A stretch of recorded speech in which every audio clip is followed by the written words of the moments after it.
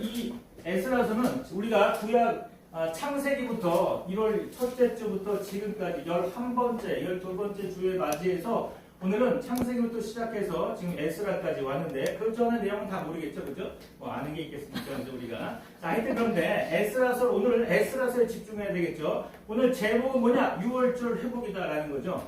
오늘 이 이스라엘 백성들은 하나님께 범죄했어요, 그죠? 제일 먼저 왕족 국가, 그러니까 통일 왕족 국가가 통일 왕국이 있었는데 제일 먼저 일대 왕이 사울이었죠.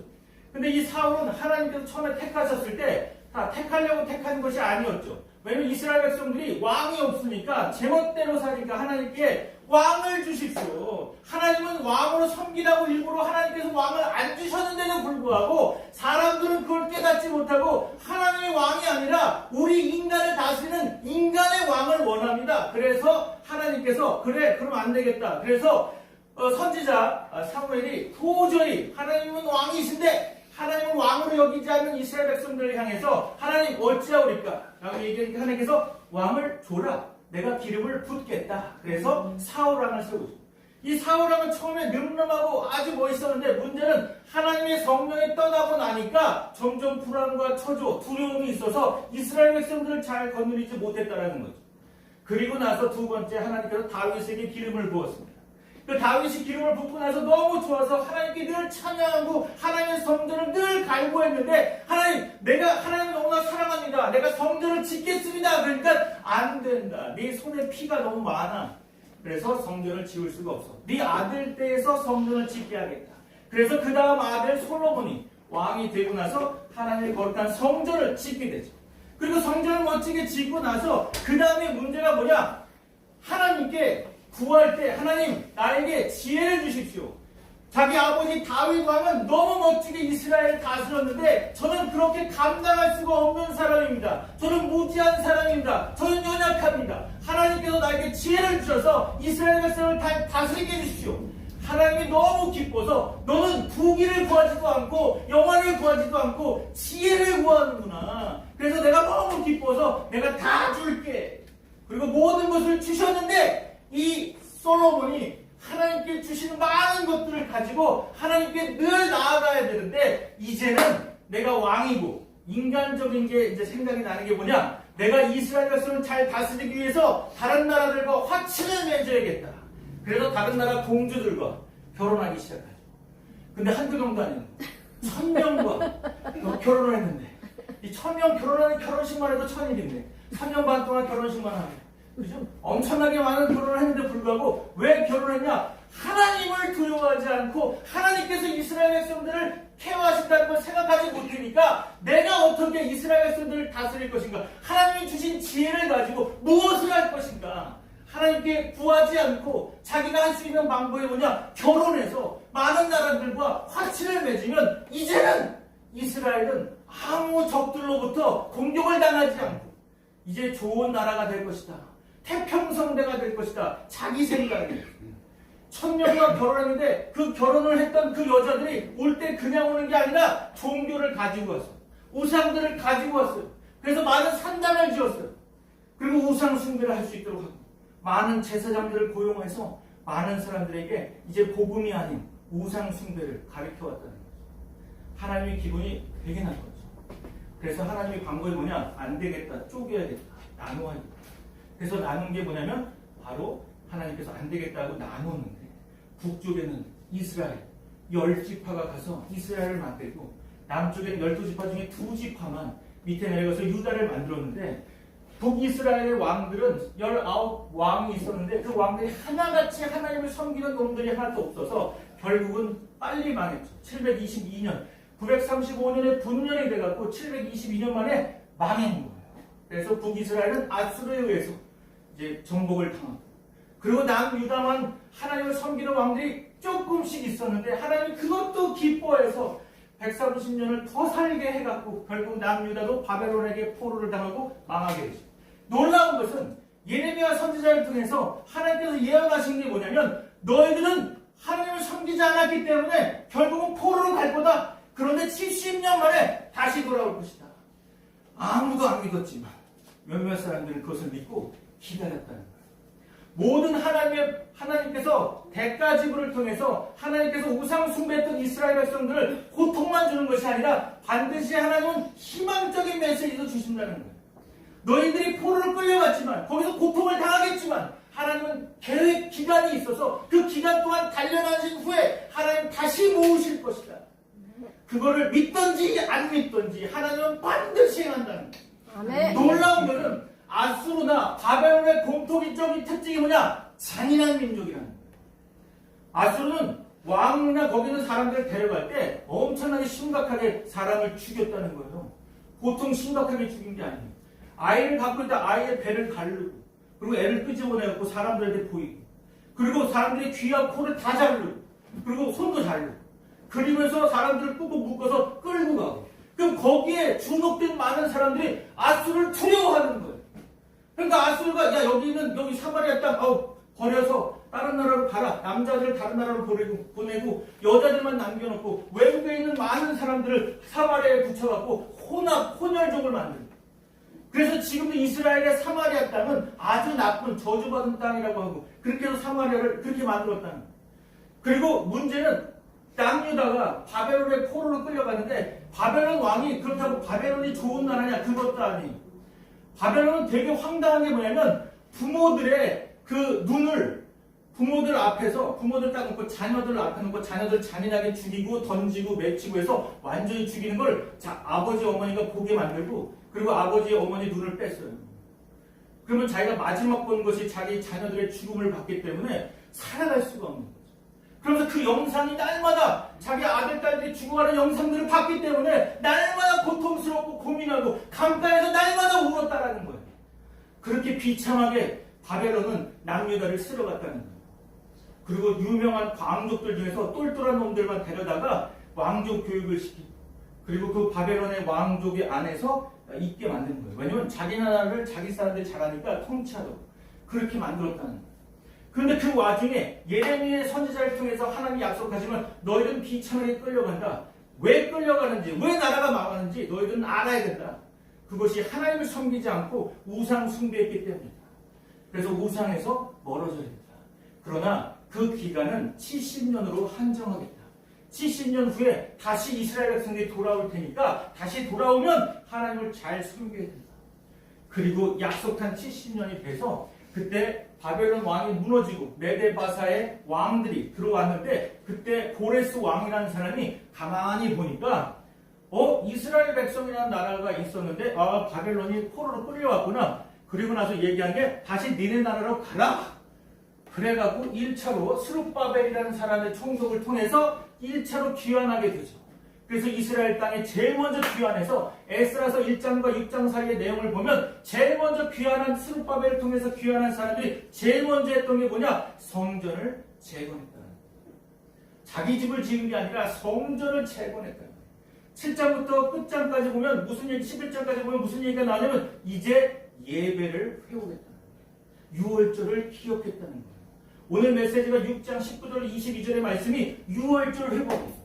하나님께서 제일 먼저 포로로 끌려갔던 유대 민족들을 다시 이 땅에 오게 이스라엘 땅으로 밟았을 때 제일 먼저 해야 되는 게 뭐냐? 성전을 재건하고 그리고 너의 삶 속에서 유월절을 회복해라. 그래서 그날 첫째 달 1월 14일 날 유월절 예배를 하나님께 드리게 되는 거예요. 제일 먼저 하나님 받으시는 게 뭐냐? 예배를 받으시는 거예요. 예배에 집중해야 되는 거예요. 모든 우상을 버리고 제일 먼저 예배에 집중하는데 하나님께서 말씀하실 때 에스라를 통해서 말씀하신 게 뭐냐면 처음부터 6월절 참여하려고 성전에 모이는 것이 아니라 제일 먼저 너희의 몸을 정결하게 해라. 성결되게 해라. 부멸된 이 땅의 백성으로서 부멸된 삶을 살아가야 되지 않겠냐? 제일 먼저 예배 드리러 나올 때 몸을 정결하게 하고 성결하게 하라. 이게 제일 첫 번째라는 거예요. 6월절을 지킬 때 제일 먼저 몸을 정결하게 하고 성결하게 하고 구별되게 해야 된다는 거예요. 그것이 중요하다는 거예요. 그런데 우리는 예배를 드릴 때 그냥 드리는 거야. 그죠? 그냥 와갖고 예배 드리고 시간 잘 때우고 가야지. 그리고 그 시간 때우고 하나님 나 왔어요. 도장 찍고 출석부 찍습니까? 하나님께 출석 많이 하면 출석상으로 천국을 주십니까? 그게 아닌데 우리는 열심히 와요. 너무 그 열심히 다니는데 문제는 들어가는 게 하나도 없어. 삶이 변화도 안 돼. 그러면서 어디 가서 기독교인이라고 말도 못해. 쪽팔리잖아요. 회사에서, 직장에서, 자기 일터에서 자기가 예수 믿는 사람이라고 얘기하면 쪽팔려서 말도 못해요. 종교가 뭐예요? 그럼 아유 나는 그냥 아무데나 다녀요. 우리 엄마 아빠는 교회를 다니는데 나는 가끔 다녀요. 그게 자랑이냐? 그러면서 얘기하는 거죠. 자기는 기독교인다. 난 예수 믿습니다. 말을 못하는 거예요. 왜 말을 못해요? 세상이 그러면 나를 왕따시킬까? 세상이 나를 잘못 볼까? 다르게 볼까? 두려워하는. 제가 되게 놀라운 게 뭐냐? 대학교, 기독교 대학에 다른 모슬렘 사람이 한 명이 들어가면 그 몇 년 안에 그 대학은 모슬렘화 하는 거예요. 한 명밖에 안 들어가는 거예요. 기독교인이 수천 명이 있어도 한 명의 모슬렘이 들어가면 끝나는 거예요. 교회에서 이단이 오는데 되게 두려워해요. 왜냐? 한 명 들어오면 금세 복배가 되니까. 아무도 들어오는 걸 무서워하고 두려워하고 문 닫고 있는 거예요. 이단 절대 들어오지 마세요. 문 닫고 있는 거예요. 왜요? 들어오면 부패됩니다. 그죠? 제가 빵을 되게 좋아하는데 빵을 오래 놔두면 희한한 게 이게 곰팡이가 들어요. 먹고 싶은 빵인데 곰팡이가 있으니까 곰팡이 싹 발라내고 먹어요. 그죠? 그런데 몸이 반응이 이상해요. 화장실 자주 가야 돼요? 아니, 그 좋지 않은 거예요. 이상하다. 곰팡이가 어디서 만들어졌을까? 곰팡이가 어디서 왔지? 뭐 이렇게 고민하고 있는 거예요. 희한한 거예요. 그죠? 어디선가 나타났겠죠? 곰팡이균이. 그래서 곰팡이를 막 쓰는 거예요. 기분이 좀 나쁘죠. 마찬가지예요. 교회에서 곰팡이 같은 존재들이 교회 안에 들어오면 순간적으로 교회가 문제가 생깁니다. 지금 대부분의 대형교회들 문제 안 생긴 게 하나도 없잖아. 왜 세습 체계를 합니까? 그 이유도 상당히 놀라운 이유가 있어요. 왜 아들한테 세습했으니까 물어보면 그런 거죠. 교회 성도들은 많은데 이 성도들이 목회자가 바뀜으로 해서 사람들 나가야 했다. 자기 똘마니 만들었습니까? 자기 똘마니 아닌 사람 나가는 겁니다. 우리가 하나님의 백성 아닙니까? 그럼 하나님의 말씀이 선포되는 곳에 있어야 되는데 아니 사람 목사가 바뀌었다고 나가는 건 뭡니까? 메시지가 안 맞아서 나가는 거잖아요. 은혜가 없어서 나가는 거잖아요. 그죠? 우리는 세습이 중요한 게 아니라 하나님의 말씀이 계속 강단에서 선포되면 나가십시오 그래도 안 나가는 거예요. 어떤 대형교회 목사님 멋지게 유튜브에 얘기하는 거예요. 여러분 가까운 교회로 나가세요. 왜 안 나가십니까? 안 나가죠. 자기 거기에 딱 자기 인생을 걸었는데. 그죠? 하나님 앞에 나오는 자는 제일 먼저 해야 될 건 정결해야 됩니다. 우상을 다 버려야 되죠. 정결한 삶으로 하나님께 나아가는 거예요. 제가 전도를 하다 보니까 제일 정결한 사람이 있어요. 무당들. 무당들 신 앞에 갈 때 꼭 목욕을 예를 해요. 목욕을 딱 하고 나서 꼭 흰옷을 갈아입어요. 그리고 새벽에 와봐요. 귀신 오는 줄 알았어요. 저 귀신 왔다가 깜짝 놀라서 기도를 했어요. 그랬더니 무당이 딱 와더니 깨우는 거예요. 전도사님 메시지 할 시간입니다. 깨우는 거예요. 메시지 할 시간이군요. 그리고 새벽 기도하고 안 가요. 왜 안 가냐더니 메시지 은혜를 받아서 계속 하루 종일 묵상해야 되는데 그럼 니네 집에 가셔서 하세요. 그래도 안 가는 거예요. 왜 안 가는지 모르겠어요. 묵상해야 되는데요. 계속 묵상하는 거예요. 말씀. 이 시대가 지금 묵상과 명상이 싸우는 시기예요. 다른 종교들은 명상을 하죠. 자기 몸을 다 없애버리고 생각을 다 없애버려요. 그럼 누가 좋아합니까? 마귀가 좋아하지. 보니까 우와 깨끗하게 청소되었네. 내 친구 마귀들까지 같이 데려오는 거예요. 그래서 마귀 충만하게 돼요. 명상이 그런 거예요. 홍콩에 갔더니 명상하는 사람이 되게 많아요. 새벽만 가면 태극권 하면서 음악은 되게 빠른데 몸은 느려. 이렇게 느려. 음악은 더럽게 빠른데 몸은 되게 느려. 그러면서 명상을 하는 거예요. 그죠? 왜 명상해요? 귀신 충만하죠. 이게 명상하는 거예요. 오늘도 귀신이 충만하게 해주십시오. 이러는 거죠. 근데 묵상하는 한국 기독교인들, 그러니까 묵상하는 기독교인들은 뭐냐? 묵상이 뭡니까? 하나님의 말씀을 내 삶에 적용하기 위해서 말씀을 되뇌어서 하나님 이 말씀대로 행하여 주십시오. 하나님께 기도하는 게 묵상인데 명상한테 져갖고 그죠? 명상하는 민족들 가운데 져서 기독교인들이 어디 가서 말도 못하고 있다. 하나님은 구별된 삶을 살기를 원하시는 거예요. 그래서 6월절 하나님께 예배 드리러 갈 때 제일 먼저 정결하라. 구별된 삶을 살아야 되지 않겠습니까? 아멘. 정결이라는 건 늘 목욕만 하라는 게 중요한 게 아니에요. 물 많이 들잖아요. 목욕도 가지가지 샤워만 하고 끝나고 하여튼 가서 정결하게 하나님 앞에 서야 되는 거예요. 두 번째, 예배 집중해야 되는 거예요. 예배 때 다른 생각이 나죠. 왜냐? 마귀가 놀고 있잖아요. 있잖아요. 예배 성공하게 못하는 거예요. 예배 성공하면 인생이 달라질까봐, 하나님 나라가 더 확장될까봐 못하게 하는 거예요. 그러니까 마귀가 오면 옆에 같이 앉아. 내가 출석해서 교회를 갔을 때 앉으면 옆에 마귀도 같이 앉아. 옆에 천사도 같이 있어. 그럼 마귀는 그런 거죠. 야, 예배당에 온 것까지 내가 포기했으니까 한번 이제 내 말을 들어라.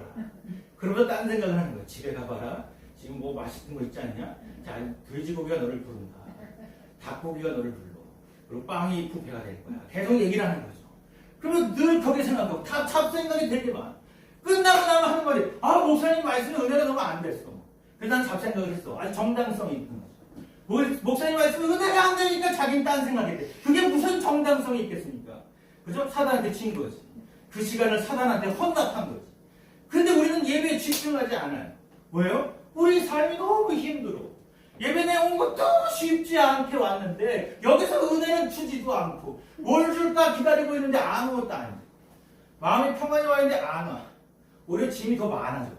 교회 오니까 아, 교회에도 해야 돼. 회사에도 해야 돼. 학교에도 해야 돼. 아우, 일이 너무 많아. 그러니까 오히려 더 짐을 더 많이 줘. 내 십자가에 딱 가갖고 하나님 십자가에 내 짐을 다 내려놓습니다. 내려놓고 나서 예배 끝나고 갈 때 하나님 다시 가져갈게요. 다시 또 가져가. 그러니까 문제가 되는 거야. 내려놓을 때 확실히 내려놓아야 돼. 안 내려놓는 거야. 왜냐? 예배에 집중 안 하니까 사단이 계속 몰리다가 결국은 그 시간 다 망가지고 다 패하고 그리고 나서 세상에 나가서 싸우려고 그러니까 세상이 무서운 거죠. 세상에 어떻게 나가겠습니까? 우리 같은 놈이. 그죠? 못 나가는 거지. 세상에 어떻게 나가서 이길 수 있겠습니까? 하나님은 다 이겼다. 세상을 이겼다. 그렇죠. 예수님이 이겼는데 나는 못 이겨요. 난 날마다 힘들어요. 그렇지. 내가 너와 함께하겠다. 함께하는데 예수님 가만히 계세요. 내가 다 할게요. 그러면 그게 얼마나 교만이겠냐. 예수님이 하시겠다 그러는데 안 돼요. 예수님 가만히 계세요. 그 왜 믿는 거예요, 예수님을? 예수님이 행동하시옵소서. 시편에 보면 하나님 일어나십시오. 여호와여 일어나십시오. 그리고 하나님께 구했는데 우리는 그러지 않아요. 하나님, 제가 오늘도 하나님의 백성으로서 살려고 하는데 좀 힘들지만 제가 한번 버텨보겠습니다. 하나님 심심하시죠? 계속 바둑이야 놀고 계세요? 계속 그렇게 있는 거예요. 또 하나님 내가 언제 출정할까? 언제 나갈까? 가만히 계세요. 하나님 나가봤자 뭐 됐겠습니까?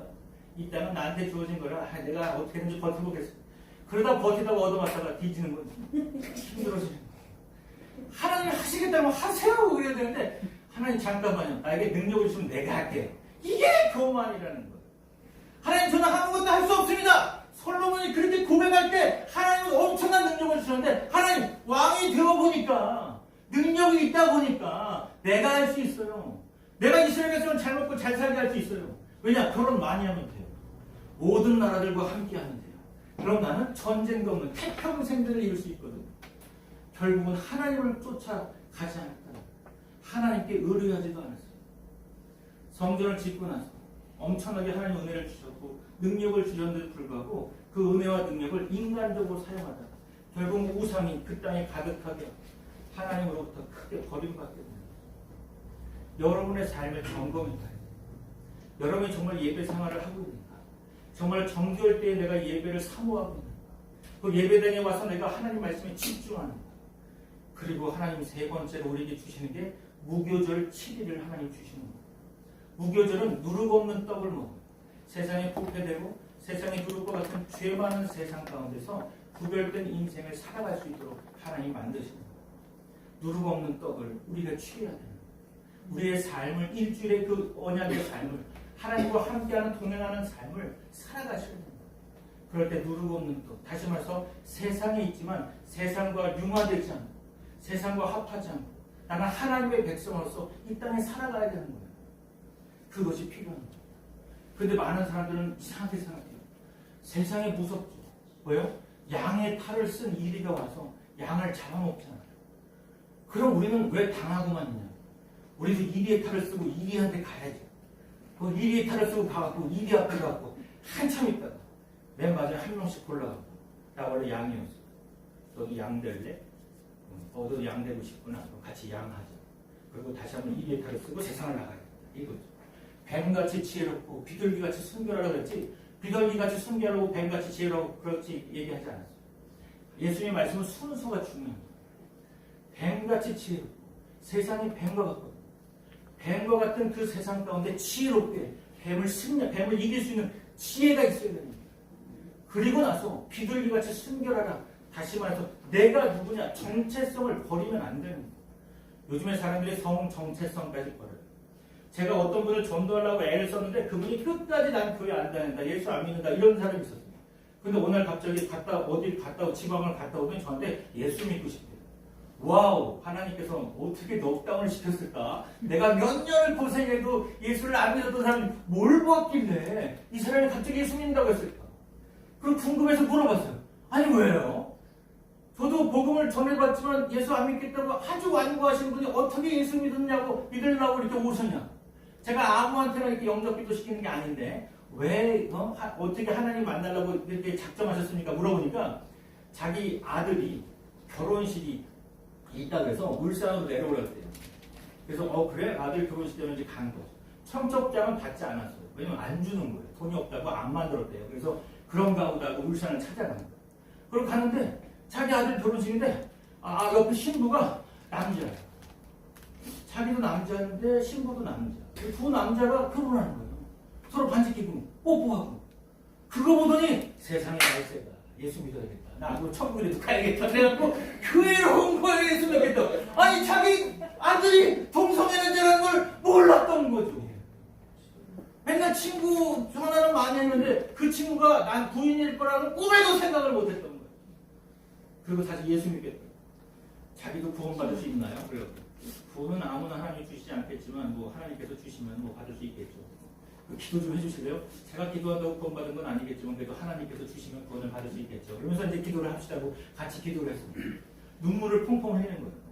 아들을 잘못 키웠다. 그래서 제가 그랬죠. 아들은 당신이 키우는 게 아니라 세상이 키웠죠. 당신이 키웠다면 그렇게 키웠겠어요. 그래서 세상이 그런 거예요. 그래. 세상에 구별된 백성이 되어야 되는데 당신이 하나님의 백성이 되면 하나님이 이제부터 모든 걸 책임지실 겁니다. 그랬더니 아멘 그러는 거예요. 어떻게 아멘을 알아? 이제 아멘 기도하는 거예요. 날마다 저한테 유튜브 제가 169개의 설교가 있는데 다 보내다 되는 거예요. 그래서 그랬죠. 구독을 누르시고 좋아요를 누르시면 그냥 옵니다. 그거 갖고 들으시면 돼요. 굳이 제가 보내기 귀찮아요. 160개 언제 보내고 있어요. 그죠? 알아서 들으세요. 이렇게 얘기하는데 뭐 조회수가 늘어나는 걸 안 즐거워하고 있어요. 아니 뭐 그렇다는 거예요.